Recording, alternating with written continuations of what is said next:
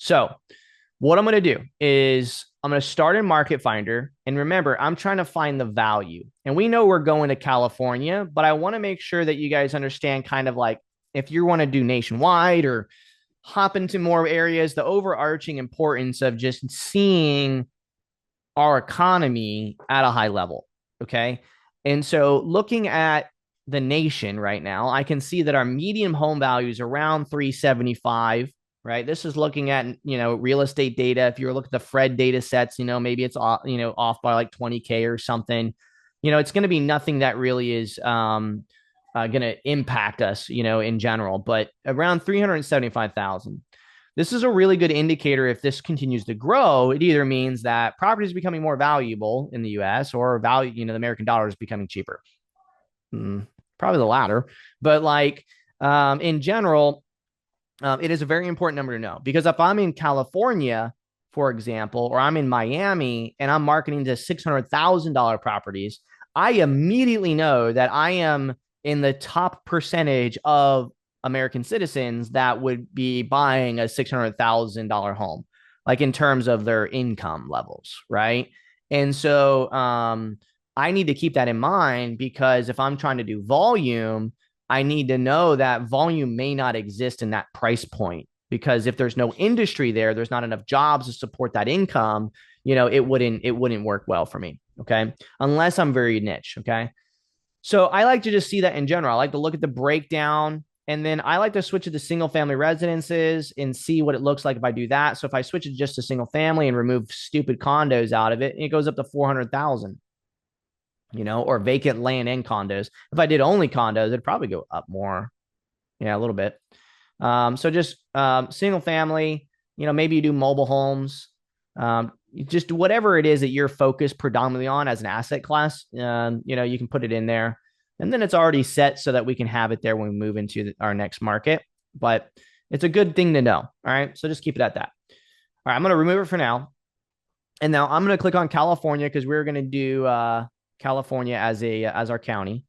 And what we can see here in California is that obviously, your San Diego's and your LA areas and all this other stuff is your darkest regions. Okay. Let's find his county here. Oh, I just had it right here. So, generally speaking, in the world of California, 98 investor transactions a month is very low. The way that this works is it starts at the neighborhood level and works its way up. Okay. So because we're at the county level and because at a county level, he only has 98 investor transactions on average a month, which by the way, that's really divided by six. Because you take your total amount of investor transactions and you divide it by six. It just says monthly here. But it's what that means is that on average, 98 divided by six, there's 16 investor transactions a month.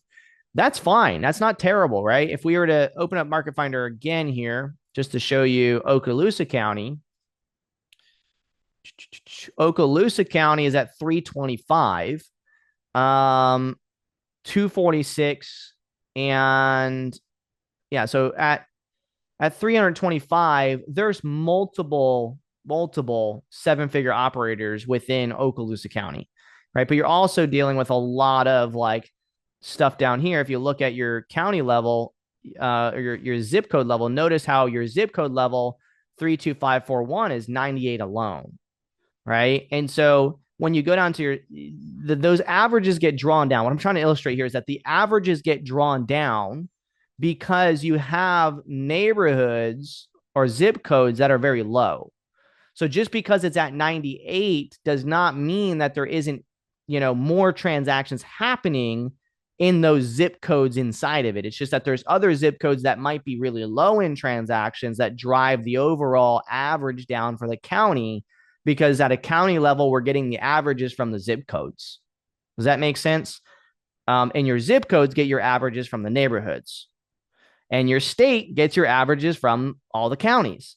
Right. So it goes from neighborhoods and it works its way up. It's the only way to do the data set. Okay.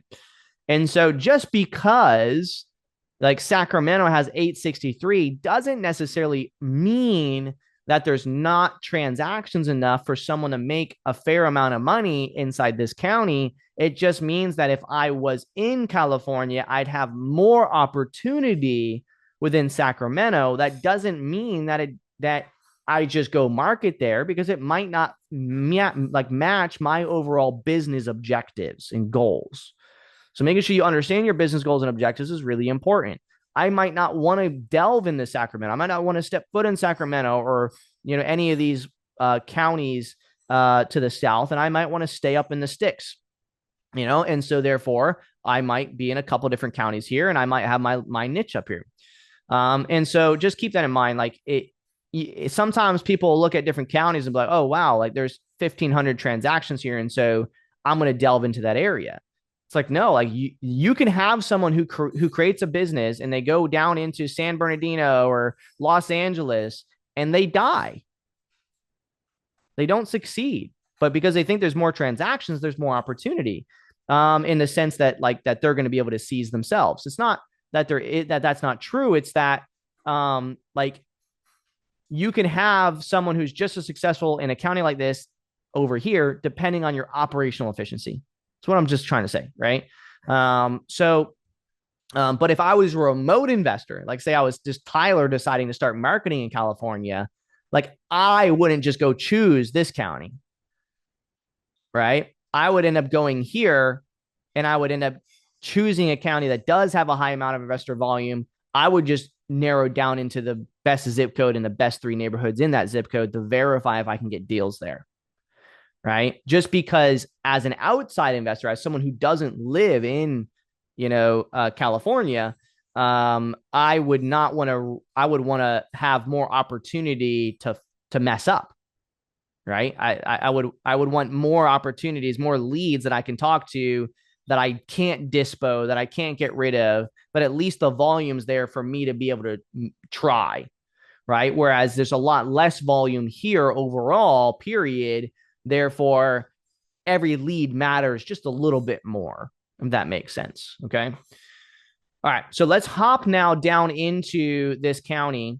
Actually, one more note that's really important here. I'm at California as a whole, and look at my median home value. Okay. But then look, if I hover overneath that county, look at the median sales price. It's much lower, right? And so what this tells me is something very important. It tells me that it's a less dense market, number one. And number two, it's probably a little bit more rural. The industry up here, I'm just guessing, just knowing it's North California, is there's probably a lot more like logging. It's a lot more blue collar. Let's just say like there's a lot more blue collar up here, a lot less blue collar as you push south. Not to say there isn't blue collar workers in these areas. It's just they probably get paid quite a bit more. And so we want to make sure we know that, because when we are marketing inside of an area, if you predominantly have a price point of $362,000, that is nationwide a first-time home buyer price point. Between $200,000 and $400,000 is really first-time home buyer price points. Okay, in today's world, and so I need to know that, because if I go start marketing to neighborhoods that have homes worth $600,000 in there, again, within this because they probably exist. There's probably some areas in here that are, have higher price homes. Like if I look at this, 20% of the market is between 562 and 890,000 in his county. But if I try to only pull data there, I'm putting myself at a very high disadvantage, because unless I understand a niche within that county, right? It's not to say there isn't niches in there where I could focus on, say, Airbnbs or, luxury homes. Like maybe I'm a luxury home builder or something. Like I can focus on those communities or neighborhoods. It's just that not like 70% of the county is less than 500,000 in value or 600,000 in value. And so therefore I would want to focus most of my attention there for volume purposes. Okay. And now after you dig into your analysis, you might find a nice little niche where, hey, I'm going to do 75% of my marketing is going to be 600,000 or lower in value. And only 20% is going to be above that, and then whatever, like you triage it for your marketing dollars. Right. Because it is nice to get like there could be a neighborhood. If I hover over some of these locations, maybe one of these zip codes is one of those higher price points. Like this one up here seems to be a higher price point here, 95519. Its median is 455. But if we switch this to neighborhoods, my guess is that there's neighborhood in there that might be more. Yeah, it's like this one's 473. Here you go. This is our bougie neighborhood. Maybe that's off, and the data could be off, right? Sometimes something could mess something up. There's a portfolio purchase in a small county could mess some things up. Um, I'm finding like maybe that's the case looking at these because you got 496 right here, and that's a pretty big area. So maybe is this a was it Max? Max, is this Spruce Point a bougie area, or is that just some an anomaly? Well, we're looking at what's the nearest town? Like, So this is like near the water. I see Fields Landing might be there. Is right next to it. I'd have to search on SIF map to see it, but Fields yeah. So Landing. I think that that's we call that that's the Humboldt Hill neighborhood, I think, and there definitely is nicer houses up in that area. Okay. Yeah, so that's what I'm guessing is it's probably like a little bit boost. Like I wouldn't focus on if I was doing anything and I was marketing to that zip code, I wouldn't market to the zip code as a whole in this area, right? I think that might have been in this I don't oh here you go 95524. Like I wouldn't market that zip code at all. And if I did, like there could be an overlapping neighborhood in both zip codes, for example, I would just switch it to neighborhood level. In an area like this county, neighborhoods is the way to market just because there's like big neighborhoods, but there's a lot of zip codes. So there's more zip codes than there is neighborhoods, right? And so it makes more sense to market at a neighborhood level in this county than it does a zip code. But if I'm looking at it from a zip code level, notice that down south, it looks like there's like some areas that aren't that great,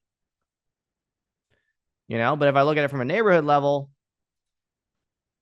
you know, I can see a different picture. And so just keep that in mind when you're marketing. Now, in lower population areas, sometimes it doesn't matter as much. We're going to have to really see once we start plotting our data.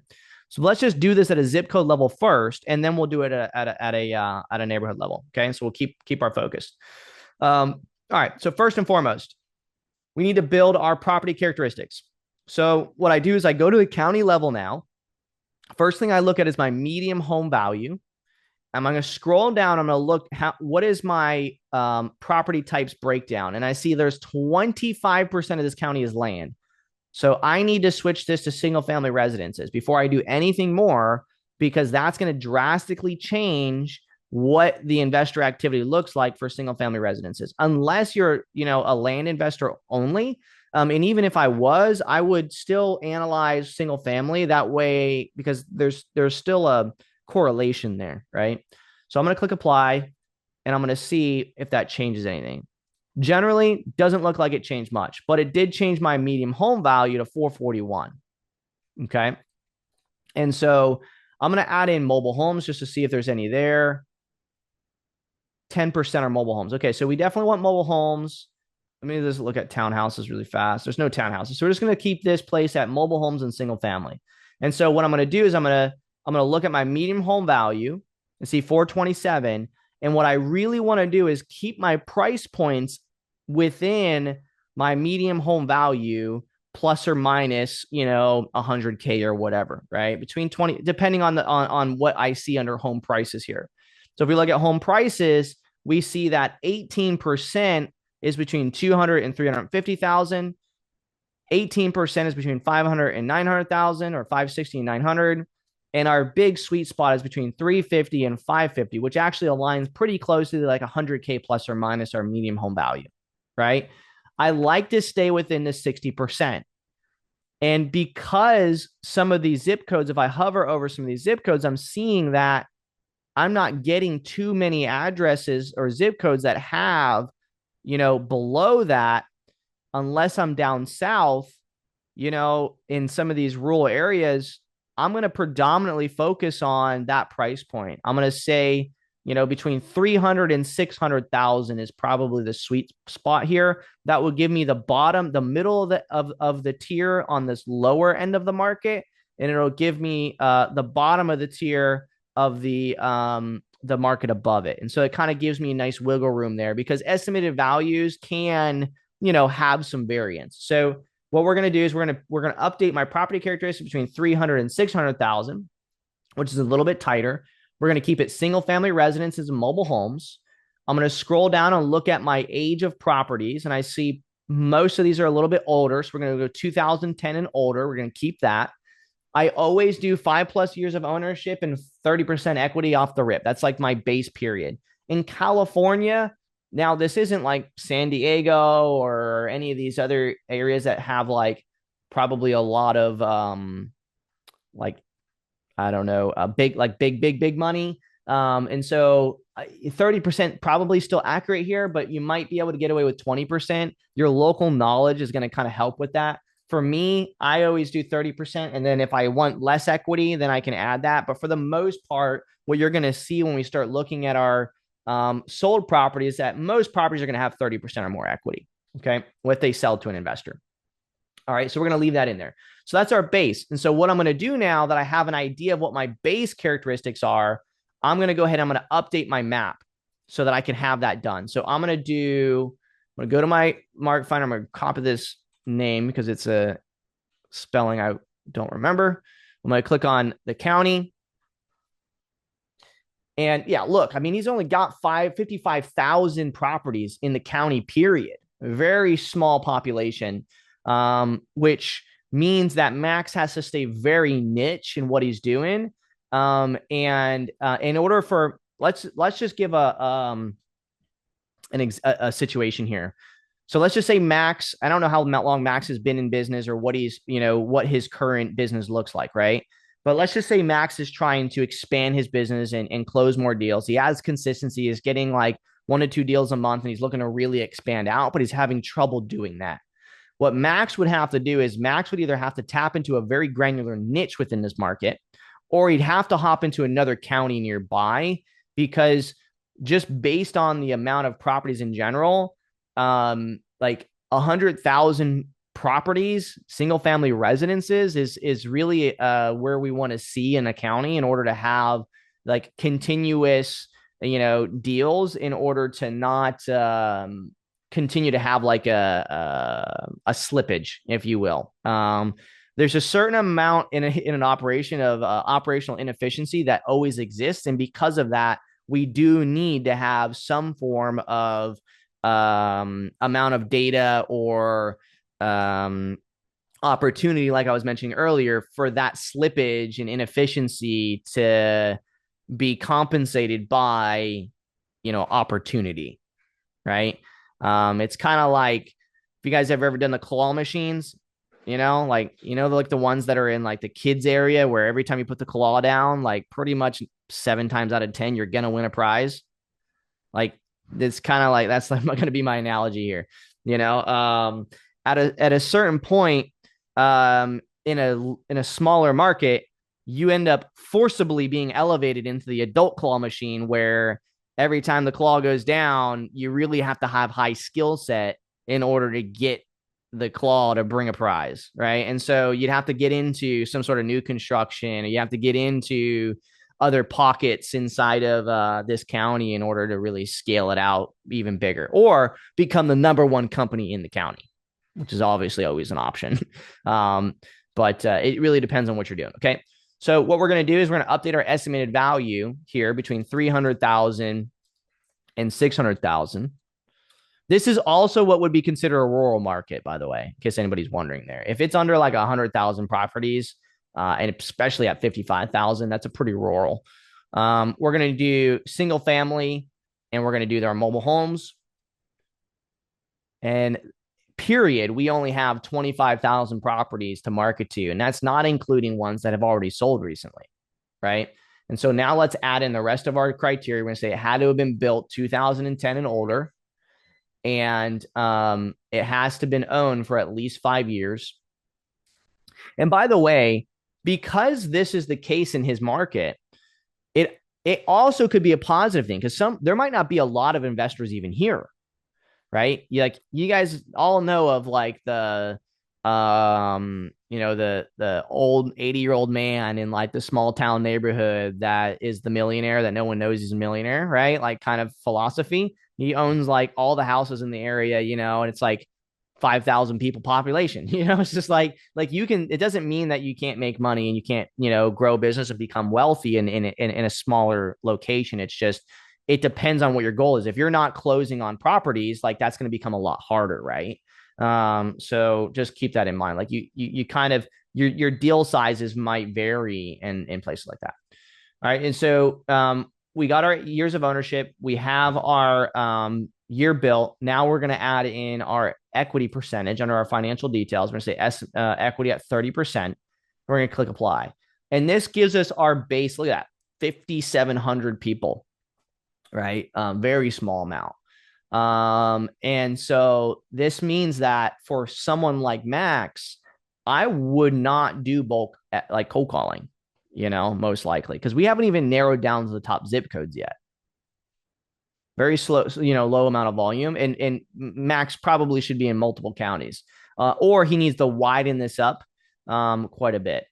But let's go ahead and put that in here as our number. So in our county property characteristics, we got 5782. Okay. 5782 is the amount of records that we have. Anybody could just market to 5,700 people through cold calling, right?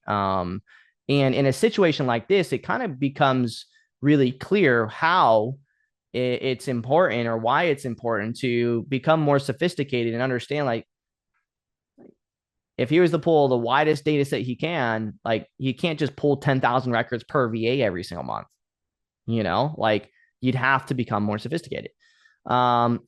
In this case, I wouldn't even use an AI score in this county. If I was to do an AI score in California and I was Max, I would use that AI score in one of the like Sacramento or one of these other busy areas, and I would live in this county, and I would be marketing to a pocket of records down there to wholesale, and I would use that wholesaling money down there to buy my rental portfolio up here. Like that, like if it was me, that's kind of like how my mind would work. Um, okay. So, but if I did do an AI score here, I don't have access to AI, in this account here. But it would drop probably significantly. I would imagine like 1,500 to, less properties. It'd be pretty significant, I would think. So let's now look at zip codes here, and see what we got. So looking at our zip codes, because he has a very low records, and this is why it's important to do this initial property characteristics in the county level first, because you need to know basically what you're sitting at right away. And now that I know that I'm going to add like all of the predominant zip codes here. And I may not even suppress out zip codes, but something that would be very valuable for Max is direct mail, because he does have a much smaller market. He can become very brand aware very quickly through direct mail and cold calling. And so what I would do is I would add in all my primary zip codes that actually have investor activity, but I wouldn't delve in any of these areas that are very rural. And so I'm going to look at starting at my most predominant one, most predominant investor transactions at the top, and start adding those. So I rank it by beginning to last. And actually, you know what I'm going to do? I'm going to real quick, while this is running, just out of curiosity, because this is a very unique market here that he's in, I'm going to grab my Manus workflow, which I'm not going to delve in deeply. Just know that, like, some of you already know what this is, but what we did is we created a skill within Manus that does exactly what I'm teaching right now for you in different counties. And so for me, if I'm in multiple counties or if I'm doing a one-on-one with somebody, it's easy for me to say, hey, let's have Manus do its job on this county while I do my job with you. Right. And it kind of allows us to, use AI how I think it should be used, which is to make our lives better, not make decisions for us. And so I'm just going to say, can you run a analysis on, I think I have that, county, California, It looks pretty rural, and I want to figure out the best locations to flip and wholesale. Really jacked up that spelling. So I'm just going to ask it to do that for me while I do that. It's going to log into my SIFT account on my behalf. It's going to look at a lot of information in that county that I just don't know. Like it's going to probably look at the job. It is going to look at the job market. It's going to look at income levels and all that stuff. Okay. Let's just let that do its thing real quick while we do ours. And what I'm doing is I'm going to look at the zip code and I'm going to look at days on market, medium sales price, and the amount of investor transactions. And I want to focus the predominant amount of my marketing in the area that has the lowest days on market with the best medium sales price. And so I see 49, 57, 60, 49 and 12. So it's clearly 95503, 95503, 95519, and then 95501, and then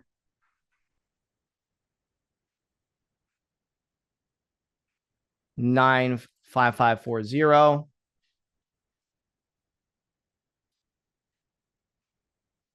Oh, wow, that's better. But that's only 4. I would put 9.5. I would rank 95589 over 40.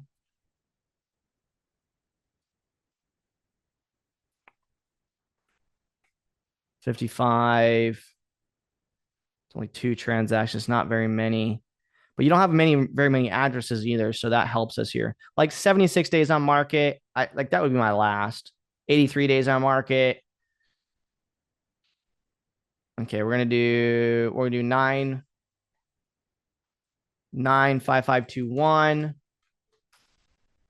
Again, in a big metro market, I'm max at 5 zip codes right now, usually. Okay, but I know he doesn't have very many, so then we'll do. See, this is a rural area, so again, but it's not going to hurt him to market here just because it's not very many records, right? If this location ended up being like 3,000 properties, I wouldn't recommend pulling the zip code in right now, but it's probably like, a handful. Okay, so that's what I would look at from my zip code perspective, right? Maybe I add these other ones in later. This one's not bad. 95562. What I'm looking for is I really want to have at least, an average of 10 transactions a month. Ideally, that's going to give me the most consistency. If you look at these transactions and you add them up, if I just do 95503, that's 12 plus 19 is 12 plus 01 is 8.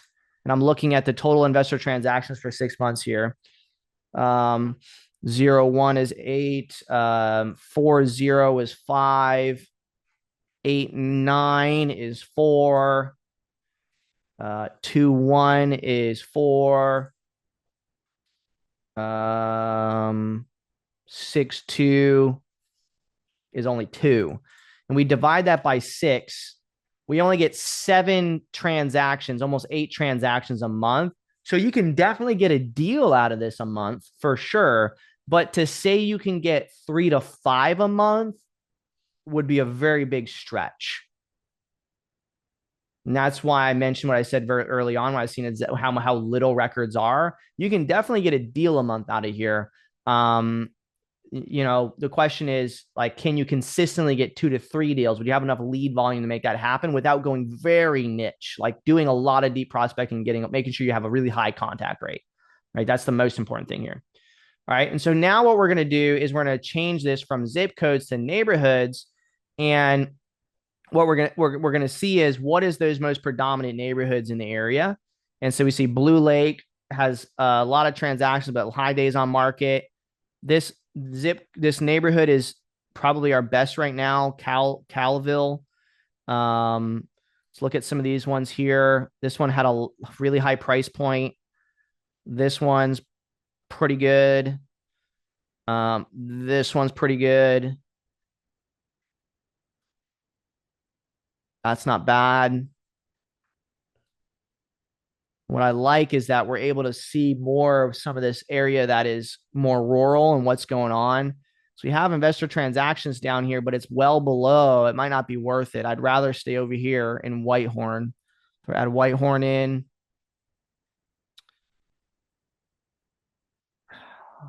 You might add that after the fact.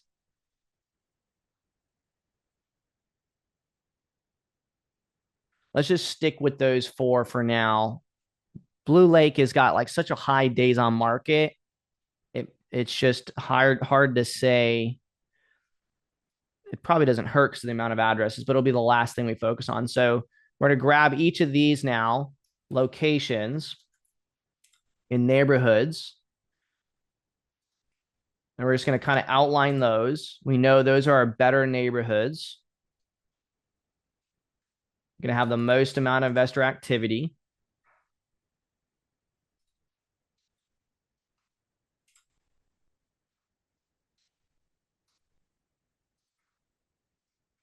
Okay. All right. And so now what we're going to do is we're going to start populating. Now that we know our zip codes, we can add in our higher bases here. Okay. So let's go to SIF map again.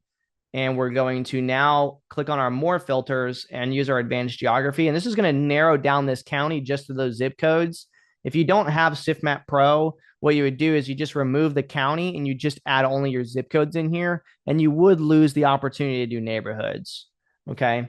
But let's add in our zip codes. So we have 95503,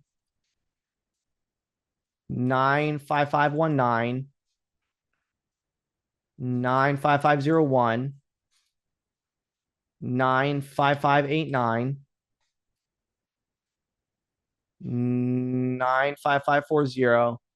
And what I'm excited to see is that Manus report when it brings in that Fred data, because it's information that I don't know, that it might tell us that one of these other areas has actually got something that we can't see from a investor perspective in the data set to kind of help narrow us in on something a little bit more opportunistic. 95589. Did I already add that one? Oh, I did. I have that in here twice.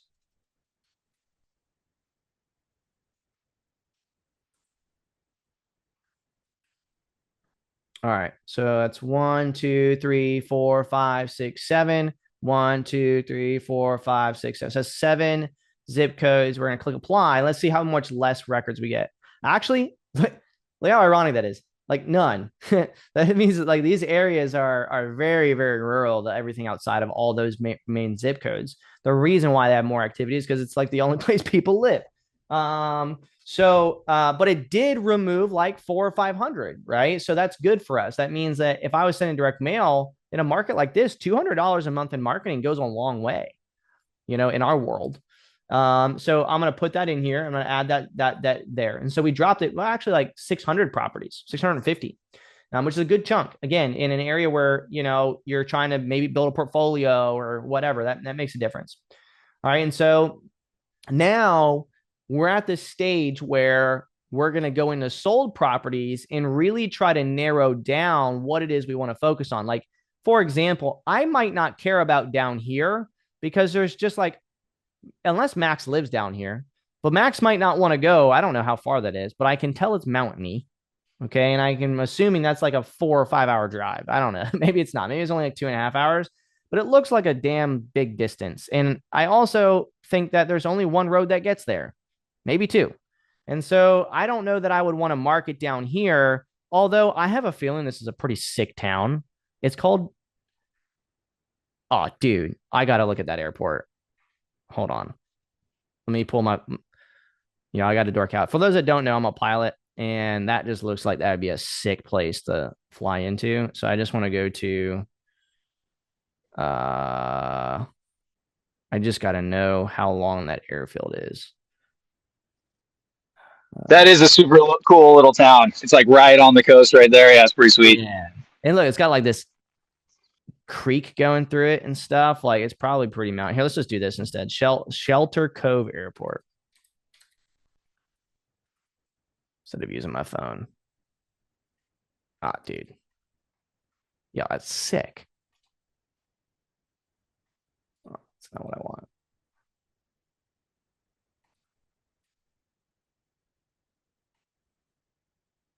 Yeah, that's pretty freaking cool, man. That reminds me of like Valdez, Alaska, kind of a little bit. The way that like in Valdez, for anybody that's ever been to Alaska, like you don't realize it, but you're on top of mountains for like I don't know, maybe 3 or 4 hours. And then suddenly you come around. If you see my mouse, you're coming down and it wraps around, and you're just in this steep ass decline for like 30 minutes down this hill. It's not quite 30 minutes, probably 15, 20 minutes, depending if it's snowy or not. And he comes down, and then suddenly you're in this town surrounded by mountains. And it's so steep that they, in the wintertime, they actually shut the gate. Like they won't let you in the town just because there's no like guardrails on the left side of it. And this reminds me and there's no airport there, but that's pretty sick. Like if I was in California, this is definitely the town that would make me be like, all right, get away from people. That's awesome. Okay. Oh, dude, did you guys see that approach photo? Where'd it go? Tyler, Oh, would you say that using the SIFT map to isolate uh, transactions, flips, is almost as good as the ability to use the the pro feature on what was it, Market Finder, or was it SIFT map? Um, for which I pro feature? Are you talking about investor transaction type? Right. So when I go to SIFT map and I isolate basically active flip areas, right? And I get the circles as to where the most activity is taking place. What I know I what you're talking about. notice is that what I notice is that some of those zip codes do align with Yep. the market finder, right? Not all of them though. And Yeah. so as someone who doesn't have the pro feature yet, I'm just Market Finder wondering, is free. So right, for right, all accounts, Market Finder and Soul Purpose are free. So like everything I just did as far as getting to the zip codes, you can still do, right, and you could search those zip codes underneath of the search bar, and it will still, like if I removed the county right now and I just took each of these zip codes, I could paste and search by zip right, code here, right, right? right. And so Yeah, you can get that far. It's just if you want to get down to the neighborhood level, and if you want to be able to do it more efficiently, that's where right, Pro right. comes in. So Yep. you could definitely use the business plan and get to where I'm at right at this moment without um, expert plan or Right. the AI plan. Yeah. Got it. Cool. Okay. But I do like on your note, it's just like it's easier for me to teach and educate a consistent process because we're always updating Market Right. Finder and stuff than to show the hack that you're talking about. That makes sense. Yeah. Um, yeah. The hack that what he's referring to basically, I'll just show everybody really quickly. In fact, I'm just going to grab this search results and I'll paste it in the chat, and it's literally just going to open up that again. And I'm going to remove the county here, and I'm going to remove my zip codes here. See, this advanced geography doesn't work if you don't have a county applied, right? And so I'll just do that, and then let me add the county back again. Actually, now that I have those removed, oh, I didn't click apply. That's fine. All right, so just add the county, click apply. All right, and so if I narrow it down the way that I did, and at this point, what I would want to do is I'm going to remove my years of ownership, and I'm going to remove my year bill. I'm going to remove all that standard kind of stuff here. And what he's referring to is how do I figure out where people are buying and selling houses? I can just do, I want to see properties that were last sold, say, since July of last year, and then click apply. And when you do that, you in SIF map, you start seeing these consolidations, these little, because for every depending on the radius, we populate 200 on a map at a time. And so by seeing this, I know that this region is definitely what would, maybe the buyer's belt, if you will, right? And so I'd focus most of my attention here. Um, and then what's cool is, I might filter it by I want it to be a cash buyer and then click apply. And now I can start kind of seeing where that investor activity may be in the last 6 months. Now, with cash buyer, it's not 100% because you have people coming here and just buying properties cash all the time that just live there. So what I could do is I can say, I want to know it's currently owned by like a business and they're absentee, and then click apply. And this is going to show me maybe any current, which gives me another indicator of potential opportunity. But it's not going to be as accurate as using Market Finder, simply because Market Finder has what we have inside of it is that investors database that we have. Now, this is a pro feature, but what you could also do if you wanted to is I could zoom out here. Oh, did I clear all my filters just now? Son of a. All right, that's fine. I just put my county. I'm going to zoom out. And what I could do is I can go to my pro filters here. I'm going to switch to single family and mobile homes. And then I can click my more drop down. If I'm just trying to really quickly see like, hey, where is their investor activity at, or just people buying? I can switch to investor transaction type under my financial and transactions pro and say, I want to see pending investor transactions. And this is going to be anybody in the last 18 months, and click apply. And then I can kind of see a little bit more what's going on and how the market is shifting. But like, again, in a market with like California, it can be a little difficult because there's a lot of cash transactions. There's a lot of trust in this market. So I might look at maybe just flips Own only. for a year. Yeah, like flips would make sense. So I can see like these were flips. And that's flips that period. If I was to do flips now and say, I want the last sale date to say let's just even say 2025, January of last year is when they sold, I can start seeing a little bit more. Again, there's consolidations, like the same areas basically. And I can click on some of these and I can see that, who flipped them and what was going on. But couldn't those be owners who flipped their own house? Um, If it was a, if it, you, sometimes, yeah, there's more to it than that in the actual criteria. But for sure, sometimes that could be the case if the owner bought and sold it within that same timeline. But like this one, more often than not, you're gonna see like SNS Phelps Inc. Or Phelps Inc. Michael Phelps, no, 206, 460,000. That's the clear investor transaction. And like if you go more outward, like Orient Path, another investor, and so I can find buyers and investors very right. quickly through doing this. But we have a model in the back end. Like let's just say this one right here. They bought it for 310. They sold it, a year later, roughly a year and a couple months, within 18 months. This could be someone who just bought it and then sold it. So if I'm trying to, again, become even more narrow down, there's always another layer to like try to figure that out, which gets to the point where, okay, well, I might as well just use Market Finder, right? But what I could do Exactly. is I can do I remove my flip and I can say, hey, the property last sold, let's just say 2025, February 1st or whatever.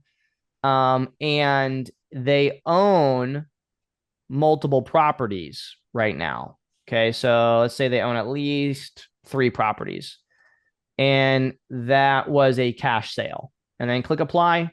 This is going to show me only people that have purchased a property, and that property that person owns multiple properties, and the last property they purchased was within the last year. And then if I add an absentee to the equation, now that most likely this is someone who bought it as an investment. If I click on some of these and click on owner, see this person owns 9 properties.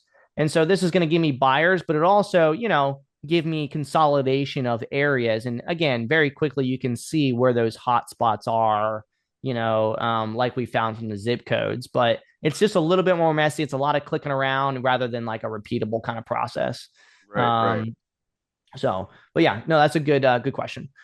So, okay. So now we have our zip codes, we have our neighborhoods. Let's go ahead and add our neighborhoods now. And I'm going to just copy again this URL and paste it over here just so we have the exact filter that we had. And then I'm going to add my sensitivity mode real quick. And the reason I'm going to do this is so that I can just only remove my zip codes and we can add neighborhoods and we can really easily see, what is our difference in our location. So I'll do each of these neighborhoods because we know that these neighborhoods are predominantly those neighborhoods that had that activity in it. And so we might be able to reduce even more records, even though we're already pretty low, but I can set a direct mail budget just for these. So we're going to click apply on that.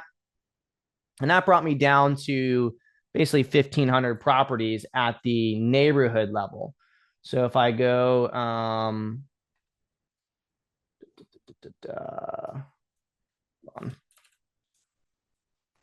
zoom this up, neighborhoods. We need our base neighborhood one here. Let me just put this here for now.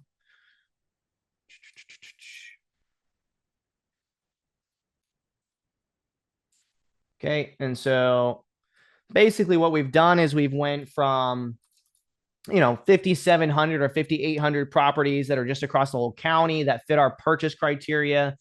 By adding in the right zip codes, we got us down to 5,200 properties. So we removed 600. Is that significant or not from a money perspective in marketing? And this county, I would say potentially yes.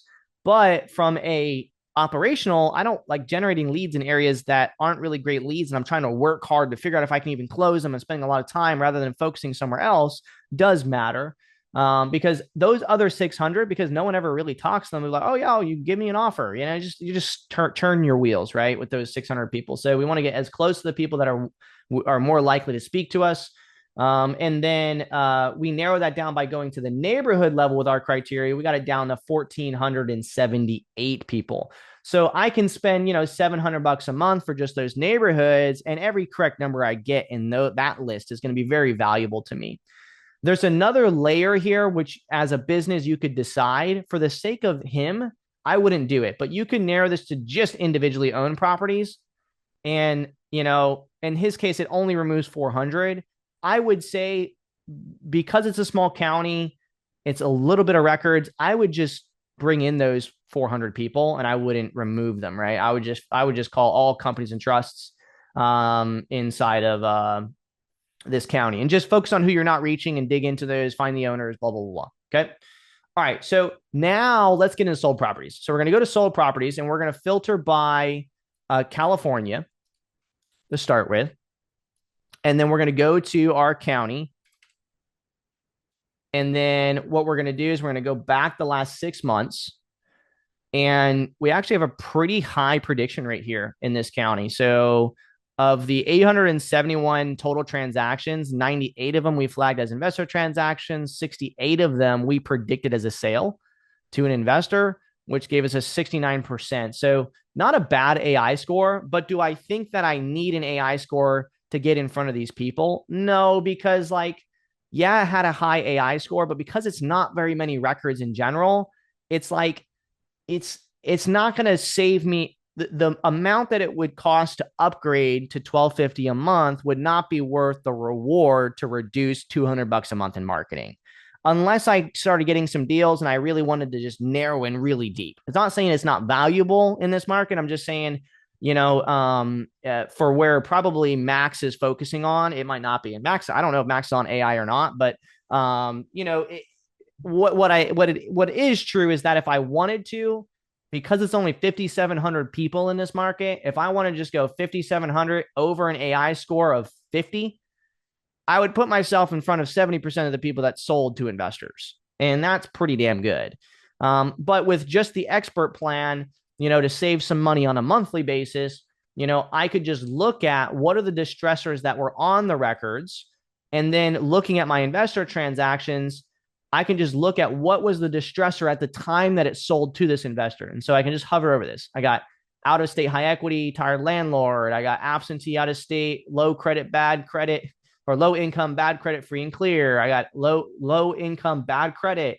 I got high equity, senior owners. I got free and clear. I got all these different combinations across the whole market and all transactions. I see that free and clear is 45% of the properties. 44% are absentee, 34% are high equity. So high equity is a big parameter for us.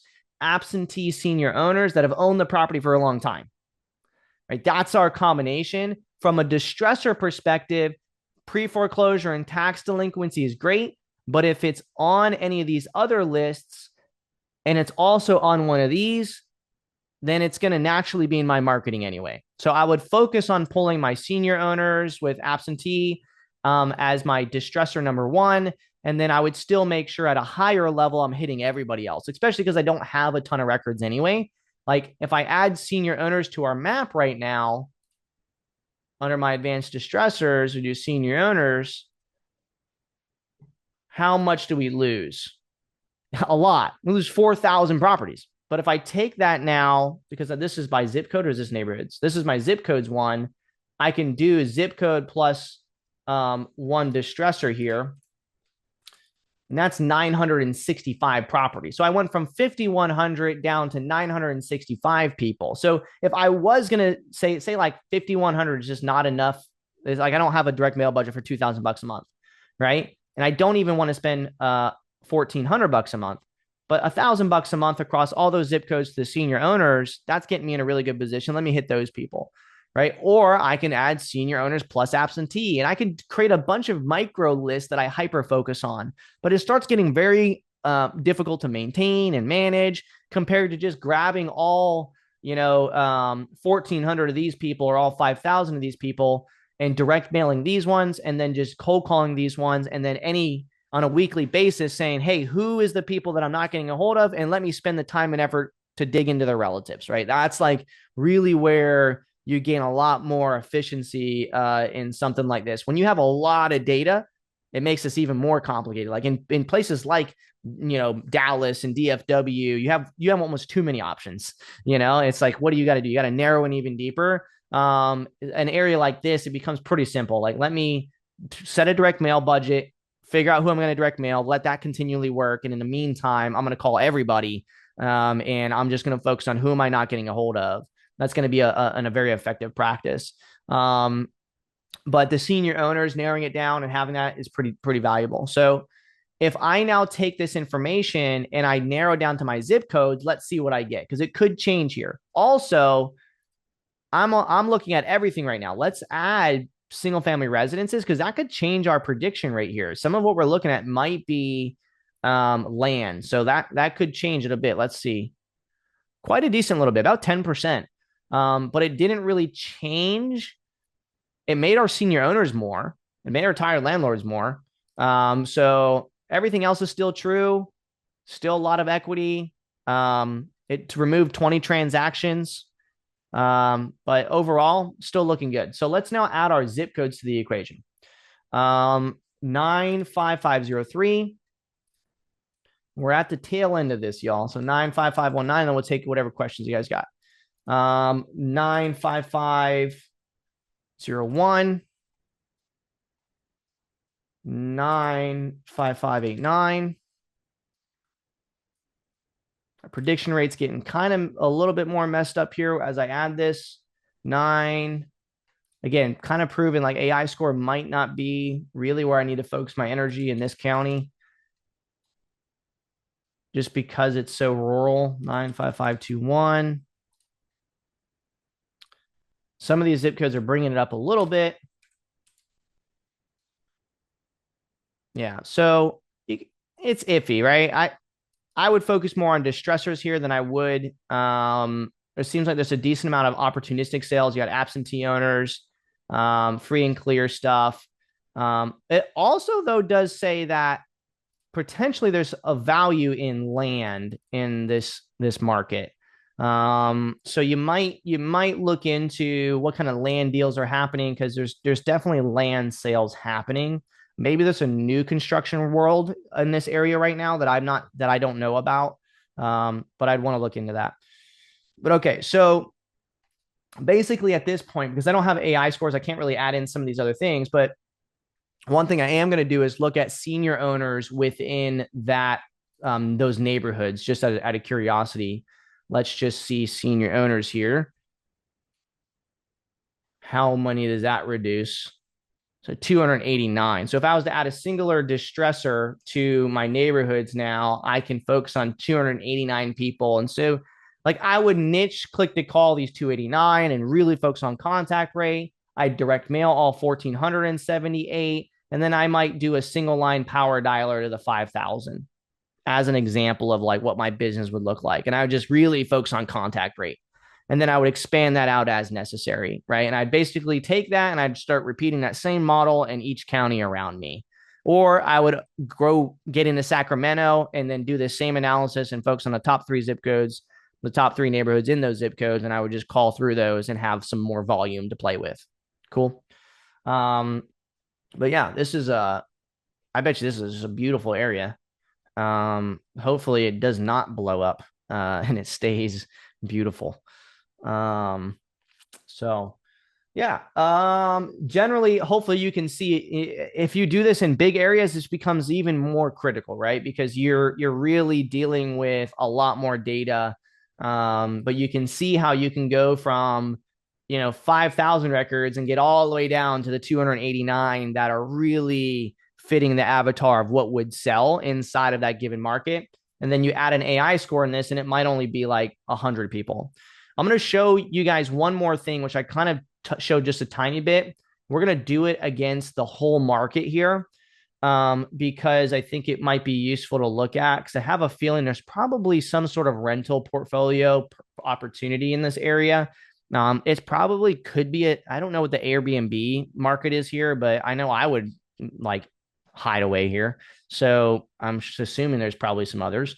What I'm going to do is I'm going to remove out. I'm going to leave I'm sorry, I didn't mean to do that. I'm going to leave my year built. I just remove senior owners. I'm going to stay in those zip codes. And I'm just curious who here is owning 5 or more properties within just this area that has equity. I'm just going to click apply real quick and just see how. So you have 279 owners that own 5 or more properties. Let's just add our polygon tool here just to look at this area up here and remove that down there. And I got 266, so decent amount. And then now I'm going to go ahead and throw the senior owners back in and see how many of these are people that have portfolios that are older. 50 of them. So like if I was Max and I lived in this area, like to me, again, Max and I don't know each other besides right what we've communicated here. So I'm just going to say if it was me here and I was local to this market again, and what was my intention? It would be, for me, it would be freedom, creating more freedom, building a rental portfolio, and working to be more, in the woods and having fun, right? It's a very, to me, this area seems like an area where if you live here, it's because like you're not trying to be in, Southern California, you're trying to be more like carefree and you're probably outdoorsman and all this other stuff, right? And so that would be my mindset. And so I'm trying to build more wealth and freedom. And if I was trying to expand beyond that, I would probably not be in this county marketing predominantly, right? And so what I would do is I would focus on calling and building an authority in my market. My brand would be very local. It would be like Max Buys Houses. And it would be very around like being that local guy. And I'd hit everybody via the phone, and it would be a very carefree kind of conversations. I'd send very unique mail that's branded to my company to all the seniors. And then I would become hyper targeted on people that own portfolios inside of that area that are seniors, in order to work to try to buy 2 or 3 of those rentals that they have and add them to a portfolio. So I'd be very focused on portfolio. If we go back to Market Finder and we look at this area, it doesn't have an amazing gross rental yield, But because of, in fact, let me remove these neighborhoods real fast and just look at the whole county. Yeah, it's still about the same. So it doesn't have like, actually, let's do this. Let's focus just those, some of these zip codes real fast instead. See, yeah. So it still says like about 6% gross rental yield. Not amazing, but if you can get a property that's, for 150 grand and it rents for 2,200 bucks or 2,000 bucks a month, like you can build a nice portfolio that way. And there's probably opportunity to get mobile home portfolios and then swap those out and build new construction later on. There's a lot of other stuff. So I would look into that. And then I would also look into new construction opportunities by marketing to land. We don't have like the time to go through that, but out of curiosity, now that we went through all this effort, let's look at what Manus said is the best area. So I'm going to open up this report that Manus gave us here. And I'm just curious what it told us is the best zip codes and what to do. Critical finding, not recommended for wholesaling. So that's interesting.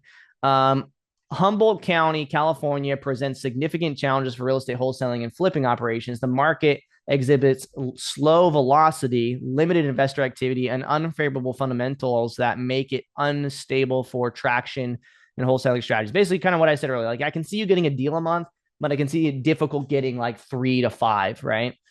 Geographical context, Humboldt County is rural coastal county in Northern California, known for its redwood forests, remote location, and small population centers. The county's largest cities include Eureka, or blah, blah, blah, blah. So the zip codes, days on market, the national baseline is 78. Your days on market's a little bit higher cumulatively across the whole county. There's a lot lower buyer demand, and your median home price is a little bit higher. Price per square foot is up. Rent is a bit lower than normal for a low gross rental yield. This is interesting because it's different overall than what we were seeing on some of these. Like this rental yield is a bit lower. It could be because it's adding some more data in there that we're not seeing, but that seems pretty damn low. I feel like maybe Manus is off on the rental prices here. The median price is 465, typically 150. I think what it's probably doing is it's bringing in data from those areas that like are super rural, that we're not really looking at. Inventories is let me see. It's warm. It's a warm market.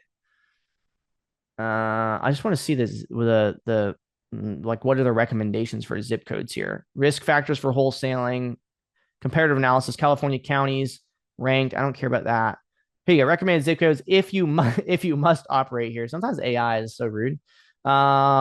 If you must, this is what you're gonna do. Despite the overall negative assessment, if you committed to operating in this county, here's the areas: 95501. Where are we at on that? That's our third one on our list. 95521. That's lower on our list. 95540 is also on here, and 95519 is second on our list. I wonder why it didn't want 95503. It said limited activity. Oh, it's the outskirts. That's why. And 36 is too small, which we don't have on our list anyway. And 42 is very rural, which we don't have that either. So it said alternative strategies. They're saying, Sacramento County is good to hop into. Kern County would be good to hop into. And then final recommendation. So kind of interesting. It validated some of our general thoughts and ideas through our experiences, but it's not considering that, we are wanting, to get some deals here. I don't think it's thinking of the locality of it, for me living there. Of course, I could give it that information, but yeah, pretty good. It's nice sometimes to pull in some of that information to help validate what we're seeing. So I'd feel confident with these numbers from what it brought in from the Friend data set and Market Finder, to say, okay, I can get deals from here, but wholesaling probably is the practice. Probably wholesaling to buy and hold investors, if anything. So making sure if I call like these 50 people, and if they're not interested in selling, like, are they interested in buying more rentals? Like trying to find buy and hold investors or potentially there's a new construction world here, like I mentioned. But Max will know more about that, being that he's local. So yeah, so that's what you want to do across your market. And if you do what I just showed you, and you take this data, then depending on which ones you chose, and you download it into your account, and you follow a simple process to get a hold of it, you will find yourself having much higher margins, generating much more qualified, correct numbers, and overall just enjoying your business way more than hoping that you're marketing to the right people. Okay. Additional kind of insight here in general is like when you look at sold properties, remember these are all buyers that you're looking at here, right? And you can look at these distressors, and you can look at what they are, and you can see how many of them had two or more, and decide to narrow your criteria even more so, right? Based on square footage, I can click on a few of these, and I can change my square footage a little bit, change a little bit of my sales amount or my estimated values based on what I'm seeing here and what actually sold. And I can play with my top distressors a little bit as well.